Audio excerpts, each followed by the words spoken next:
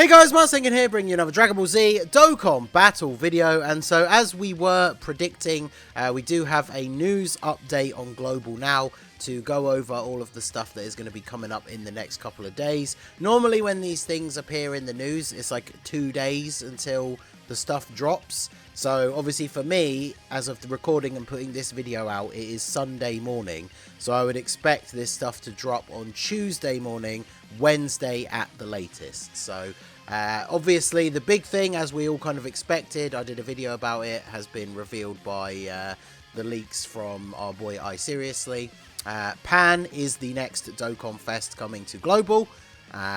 Stay tuned for a new Dokkan event. There's no real information. Obviously there was no Dokkan Fest Pan before, so it's not a new stage. It is an actual new event. So yeah, Dokkan Fest Pan has been confirmed officially for Global. So coming along with that, we are finally getting the Super Strike update for the Kid Vegeta. Now I'm fairly sure in Pan's celebration on JP, we're going to have a look at the timeline in a second, that they got the Grandpa Gohan one with this event. This guy actually came with the Raditz event on JP, but his celebration was slightly longer, whereas obviously on Global it was the filler celebration between the anniversary and the worldwide celebration. But if I remember rightly from seeing, you know, what people were saying at the time from JP, the Vegeta is actually not that bad. Some of the Super Strike revamps have been pretty good. I guess the biggest problem is kind of what is the team you're going to mainly run him on. I'm pretty sure he's under Majin Vegeta's 200% lead, right? Because he'll be a gifted warrior. So he is supposed to be fairly decent. The Super Strike revamps are pretty good. Even if you don't end up using the unit, the events come along with a bunch of missions. I think by the time you've actually got the unit fully like EZA'd and all paths open and stuff like that, you get about 22 stones from the missions that come alongside the release of these revamps. So, you know, nice little bit of extra stones, I guess. And like I say, the Vegeta is supposed to be relatively good. Then, of course, we're getting this Extreme Z area. So this Rildo and Goku are getting awakenings. So I think as of the time here, it's going to say like, yeah, I think only the Extreme Z area is not available. I wonder if the story stage that you get these guys from in their pre-awaken, because this is their TUR, right? They're getting awakenings during this celebration. So if the event is still available with keys or anything at the moment, I would recommend getting these guys farmed up if you haven't done so already, just to save you time, obviously, when the stuff actually drops. And then, yeah, I can't even remember, to be honest. I don't remember any of the buzz around these guys at all when the EZA'S and that came out on JP. So I do kind of like that sometimes, though, when I do my initial showcases for these units, when I haven't really seen much of them from JP.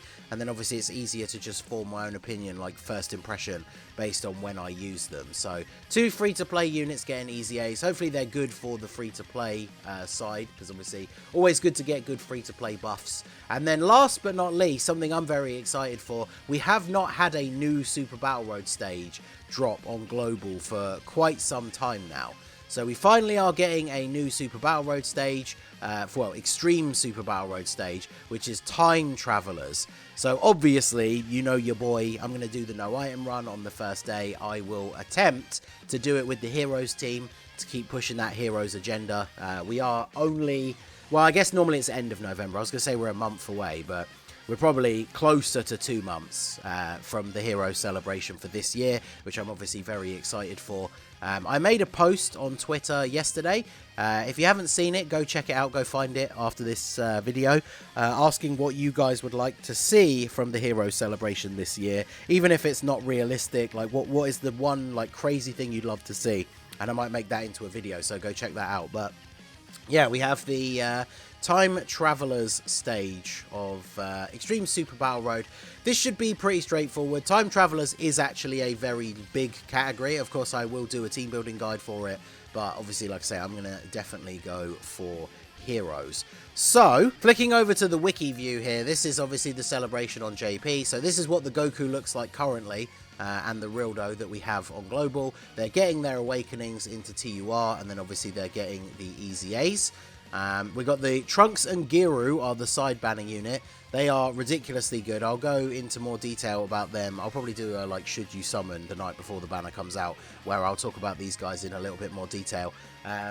Funnily enough, on JP, I actually did a couple of multis on this banner just to try my luck. And I pulled Pan and Trunks and Giru in the same multi. So I'm hoping this isn't going to be one of those things where it kills my luck for global. Although, the way my luck has been going this year, I don't really care that much about pulling Pan. So it's probably going to be a repeat of Raditz, where I pull like 3 copies of her really, really easily. And then when, like, the next celebration after this, depending what they do for part 2, is probably going to be Trunks and Vegeta. And then I'll probably end up getting Mega Shafted for them. So I guess we'll see. But this is the first part information that we obviously have in the news. All of this stuff has been covered, as well as the Super Battle Road stage and the Kid Vegeta. But then as we moved further on in the celebration on JP, there was a Battlefield reset. We get the EZA for Battlefield LR Oob, so that's something that I'm looking forward to. Again, I didn't really pay much attention to his debut and everything on JP, so we'll go through him in more detail in a future video. And then JP did also get the Prime Battle TN, but of course, being a Saiyan Saga unit, he's not like, I don't think he's directly tied to this celebration, so I wouldn't be surprised if maybe this gets moved around, right? And it could not be in this celebration, I'm not too sure. And then we get the EZA for the GT trio, who obviously, you know, go along perfectly with Pan. Then we had a GT-themed chain battle against Oceanus, and then it was, I guess this is kind of like the part 2, right? We had the Peppy Gals, EZA's, and then they had the Super Strike revamp for Grandpa Gohan. So if they're going to do this for part 2 of the Pan celebration, because this Pan celebration is basically going to have to take up the whole of October. Because the way the timeline went from last year, we should see the release, if they do the same thing, right? Because last year they actually did it a month early. In the previous year and the year before, the Tanabata LR has always come out on Global in December. Last year they released Tech Gogeta in November. So if they're going to follow that same pattern, Trunks and Vegeta are going to come out in November. So that means the Pan celebration essentially has to span the whole of October. So the part 2 could end up being this, right? With the extra Peppy Gals EZA's, the Grandpa Gohan Super Strike revamp. That's when they slipped this in for JP, because obviously Global got this like a few days or like a week before. And then we had, this was of course the release of the Chilai and Farsha on the Double Rates banner, which now that we've had that banner format change from the Worldwide celebration, when this banner drops on Global, the Double Rates banner is going to have Carnival coins instead of the blue coins. And the Chilai and Farsha are both really, really good. So this kind of turns this banner from being pretty much a skip unless you're a whale to, I mean, I guess it kind of still is, right? But if you want to throw a few multis at it, like especially if you summoned during the Worldwide celebration and you didn't get enough Carnival coins to like buy an LR the next time a Carnival banner comes back, then you could like top up those coins a little bit by doing some summons on this. Like Chilai is really, really good. Farsha is really good, but obviously, apart from Pure Saiyans, I guess, her teams let her down a little bit. But we are definitely due a new, like, Dokkan Fest Bardock at some point. Probably the Z Bardock, like Father of Goku. And then just like the Ginyu Force, that whole, like, Team Bardock team could get a whole revamp and be super, super good. So, obviously, lots of stuff to come. Depends what they're going to do, how they're going to like pace it all out and what the part 2 is going to look like. But yeah, Tech Dokkan Fest Pan is going to be releasing on Global in the next couple of days. Now, she doesn't have a new leader skill. There is already a Bond of Friendship leader, of course not a 200% leader. So this is again another one of those units where you don't necessarily have to pull her, right? If you want to try for her, you can. I would probably say for Trunks and Vegeta, depending on, you know, whether you pay or whether you're free to play, because like even for me as a content creator, right, I want to pull all the new units so I can make videos. But if I don't pull her, I can literally just run like a Bond of Friendship team using Tech Kale and Caulifla as the leader, and then use a Pan friend. And yeah, she'll be missing out 30% of the 200% leader skill, but I would still be able to make videos with her. So she's not a unit that you have to have by any stretch. But if you've seen any of the discourse about her on Twitter, she is like able to build up to ridiculous amounts of damage. If you stack her up enough, her active skill can one-shot red zone bosses because of the fact that she greatly raises attack to stack attack infinitely.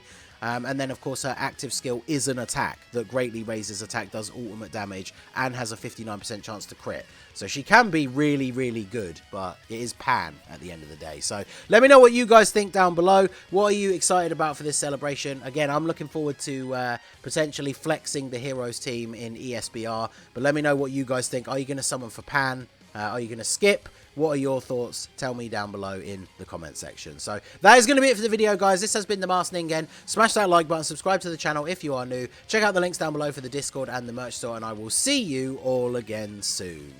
Have a good one.